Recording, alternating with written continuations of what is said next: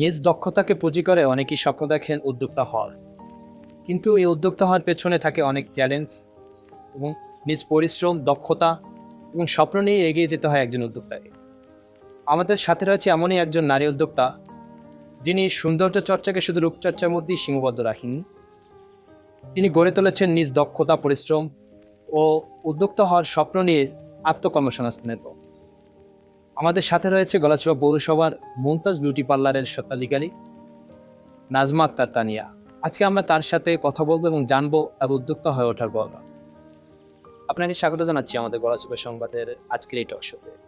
প্রথমে জানতে চাই আপনার সম্পর্কে এবং এই যে উদ্যোক্তা হলে বা এই বিউটিশিয়ান ইন্ডাস্ট্রি গড়ে তুলবো, কিভাবে কাজটা শুরু হলো?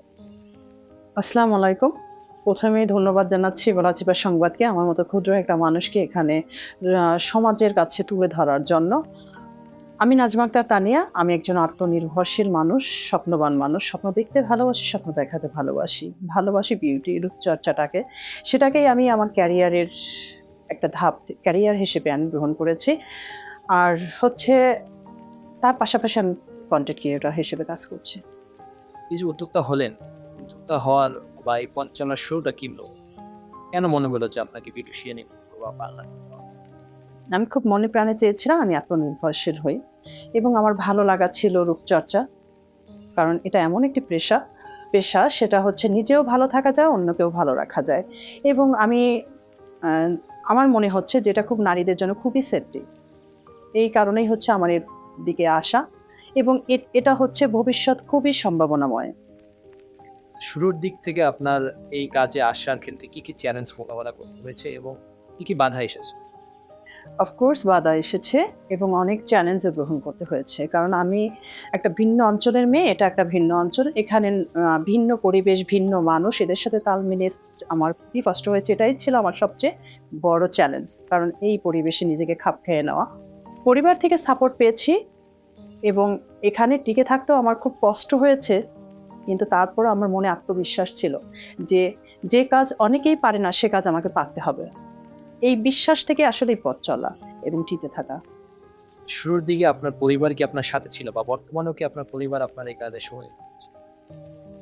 অবশ্যই কোনো নারী তার পরিবার সাথে না থাকলে সে এগোতে পারে না। কারণ আমি একটা ভিন্ন অঞ্চলের মেয়ে আরেকটা অঞ্চলে এসে আমার পরিবার যদি আমাকে সাপোর্ট না করতো তাহলে আমাকে টিকে থাকা হতো না বা এর পেশা আমার আ যুক্ত হতেই পারতাম না আমি পেশাটাকে। কিন্তু আমার পরিবার সাপোর্ট করেছে, প্লাস আশেপাশের মানুষগুলোও আমাকে সাপোর্ট করেছে। বর্তমানে কি কি কাজ করছেন? আপনার এই প্রতিষ্ঠানে কি কি সেবা দিচ্ছেন? এছাড়া আরেকটা প্রশ্ন হচ্ছে, আপনি যেহেতু উদ্যোক্তা, আরো কি উদ্যোক্তা সৃষ্টি করতে পেরেছেন? আমি ছোটখাটো একজন উদ্যোক্তা। আমি উদ্যোক্তা তৈরি করার চেষ্টা করেছি। কিন্তু পেরেছে কিনা আমি জানি না। আমি আমার পার্লারে ৪০ টা মেয়েকে আমি কাজ শিখিয়েছি এবং আমার এখানে অনেকেই কর্মরত ছিল। চলে কাজ চাকরি করেছে, চলে গেছে, আবার এসেছে এবং এখনো ২ জন কর্মরত আছে। কি কি কাজ করছেন বর্তমানে? আপনার এখানে কি কি সেবা দিচ্ছেন? আমার পার্লারে বর্তমানে প্রায় সব ধরনের কাজই আমি এখানে করে থাকি। তবে ক্লায়েন্ট এবং পরিবেশ যা চায় সেটা অনুযায়ী আমার কাজ করতে হয়। পার্লারে যে কাজগুলো হয় প্রায় সব ধরনের কাজগুলোই আমার পার্লারে হয়ে থাকে। ফেসিয়াল থেকে শুরু করে bridal, hair treatment, hair rebonding, তারপর হচ্ছে লেজার ট্রিটমেন্ট, তিল রিমুভ, সব ধরনের কাজগুলোই আমি এখানে রাখার চেষ্টা করি।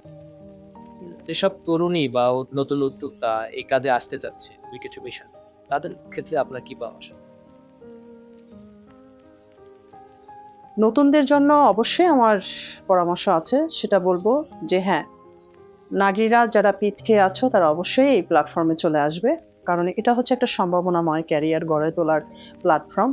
এখানে শুধু একটা ধাপ নয়, এখানে অনেকগুলো ধাপ আছে নিজেকে প্রতিষ্ঠিত করার। আপনি মন চাইলে মেকআপ আর্টিস্ট হতে পারেন, আপনি মন চাইলে হেয়ার স্টাইলিস্ট হতে পারেন, আপনি মন চাইলে মেহেদি, বিভিন্ন ধরনের সেক্টরে আপনি নিজের ক্যারিয়ার দাঁড়া করাতে পারেন আপনি। সেক্ষেত্রে একজন বিউটিশিয়ানকে কি কি জানতে হবে বা কি কি ধরনের ট্রেনিং? সেই ক্ষেত্রে একজন বিউটিশিয়ানকে অবশ্যই পার্লারের সব ধরনের জ্ঞানই থাকতে হবে। তবে আমি যেটা বলব ১ম এ সেটা হচ্ছে কাজের প্রতি আন্তরিকতা এবং ধৈর্য।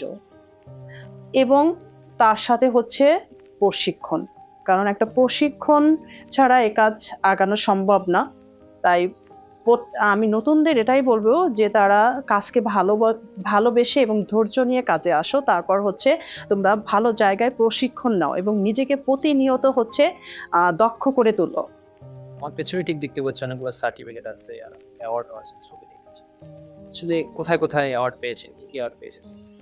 আসলে আমার শুরুটা খুবই শর্টকাটের মধ্যে ছিল। আমি আমার ভালো লাগার এক আপু থেকে প্রাথমিকভাবে আমি কাজ শিখেছিলাম। তারপরে শিখে কেমন যেন আমার মন ভরেনি। তারপর আমার খুব উদ্যম ছিল যে আমি আরো অনেক কিছু শিখবো এই পথেই। তখন আমি বিভিন্ন জায়গা থেকে ট্রেনিং নিই। আমি ঢাকা ফেন্সি ইনস্টিটিউট, তারপর হচ্ছে উজ্জ্বলা থেকে, মানে বিভিন্ন যে বড় বড় ইনস্টিটিউটগুলো আছে ওখান থেকে আমি শিখেছি এবং এখনো শিখছি, ভবিষ্যতেও শিখবো। সবশেষ জানতে চাই আসলে দীর্ঘদিনের পথ চলায় নিজেকে কি সক্ষম মনে করেন? এছাড়া আপনার আগামী দিনে কি কি পরিকল্পনা রয়েছে এই প্রতিষ্ঠানে? এখনো আমি সফল হইনি, কারণ এখনো মনে হচ্ছে যে অনেক কিছু শেখার বাকি আছে। তাই এখনো শিখছি, ভবিষ্যতেও শিখবো। তবে হ্যাঁ, এই পার্লারটি নিয়ে আমার অনেক বড় একটা পরিকল্পনা আছে। সেটা হচ্ছে আমি কিন্তু এখনো আমার ঘরের মধ্যেই আমার পার্লারটা। তাই চাচ্ছি আমি আলাদা করে একটা প্রতিষ্ঠান দিব এবং সেই প্রতিষ্ঠানে হচ্ছে বিভিন্ন নারীদের কর্মসংস্থান দেব এবং আমি বড় একটা ট্রেনিং সেন্টার তৈরি করার ইচ্ছে আছে এবং সবার মাঝে ছড়িয়ে দিব যে এটাই হচ্ছে এমন একটি পেশা যেটা নিজেও ভালো থাকা যায় এবং অন্যকেও ভালো রাখা যায়। যারা তরুণ তরুণী রয়েছে এই কাজে আসতে চায় বা কাদের জন্য কি পরামর্শ থাকবে দর্শকদের জন্য আগামী দিনে যে নারীরা এই পথে আসতে চায় তারা অবশ্যই এই কাজটি ভালোবেসে আসতে হবে, কারণ যে কাজের প্রতি ভালোবাসা থাকে না সেই কাজ কখনোই সফল হয় না। আগে কাজটিকে ভালোবাসতে হবে এবং ধৈর্য রাখতে হবে। অবশ্যই তাদের আমি নতুনদের জন্য পরামর্শ দিব, তারা প্রশিক্ষণ নিয়ে আসুক, এই কাজটি সম্বন্ধে জানুক এবং ধৈর্য নিয়ে আসুক, কারণ ধৈর্য এবং ভালোবাসা না থাকলে কোনো কাজই আসলে সফল হওয়া যায় না। আর সকল দর্শকদের বলবো, আমাদের বিউটি সেক্টর নিয়ে যাদের ভ্রান্ত একটা ধারণা আছে তারা একটু বেরিয়ে আসুন। দেখুন পৃথিবীটা অনেক সুন্দর, নারীদের কর্মসংস্থানের সুযোগ করে দিন, তাদের সাপোর্ট করুন এবং তারাও যে সমাজে কিছু করতে পারে, নিজেদের একটা পরিচয় তৈরি করতে পারে, সেটা সেটা প্রমাণে আপনারা সহায়তা করুন। ছোট্ট উদ্যোগ থেকেই যে বড় ধরনের স্বপ্নের শুরু হয় সেটির প্রমাণ কিন্তু আমাদের এই উদ্যোক্তা নাজমা আক্তার তানিয়া। তার দক্ষতা, পরিশ্রম এবং স্বপ্ন আরো অনেক নারীর অনুপ্রেরণা হবে এমনটাই আমাদের প্রত্যাশা। এতক্ষণ আমাদের সঙ্গে থাকার জন্য সবাইকে ধন্যবাদ।